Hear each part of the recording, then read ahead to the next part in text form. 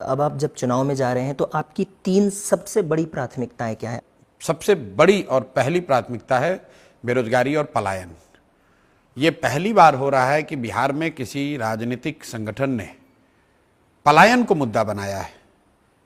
दूसरी सबसे बड़ी हम लोग का जो विषय है वो है शिक्षा, और तीसरा है यहाँ का फैला हुआ भ्रष्टाचार, जो यहाँ पर अधिकारियों का जो एक वर्चस्व है और जो भ्रष्टाचार है उससे जुड़ा हुआ।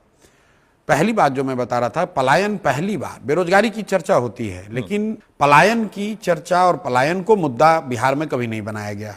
लोगों ने, समाज और सरकार दोनों ने पलायन को बाहर जाकर कमाने को, बाहर जाकर पढ़ने को, बाहर जाकर इलाज कराने को जीवन का एक तरीके से अपना हिस्सा ही मान लिया है कि ये नियति है कि भाई अगर कमाना है तो बाहर जाना पड़ेगा। अब तक जब लोग बाहर जाने की बात करते थे तो लोग इसको गर्व का बात बताते थे। आप नीतीश जी का, लालू जी का, तेजस्वी का, कांग्रेसियों का अगर आप बयान सुनेंगे तो वो आपको ऐसे बताएंगे कि बिहारी इतने मेहनतकश लोग हैं, ये पूरे देश में जाते हैं, वहाँ मजदूरी करते हैं, दिल्ली बॉम्बे की व्यवस्था हम लोग से चलती है।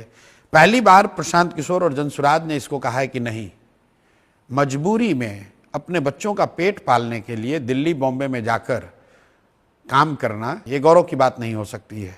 दूसरा, शिक्षा की जो बात हम लोग कह रहे हैं, बिहार में शिक्षा की स्थिति बहुत अच्छी कभी नहीं रही। हम लोग खुद यहीं सरकारी विद्यालय से पढ़े हैं, लेकिन लालू जी के राज तक भी प्रखंडों में, जिलों में 2-4 विद्यालय ऐसे जरूर थे, जहां सरकारी विद्यालय, जहां से पढ़कर आप आगे बढ़ सकते थे। और इस पूरे कालखंड में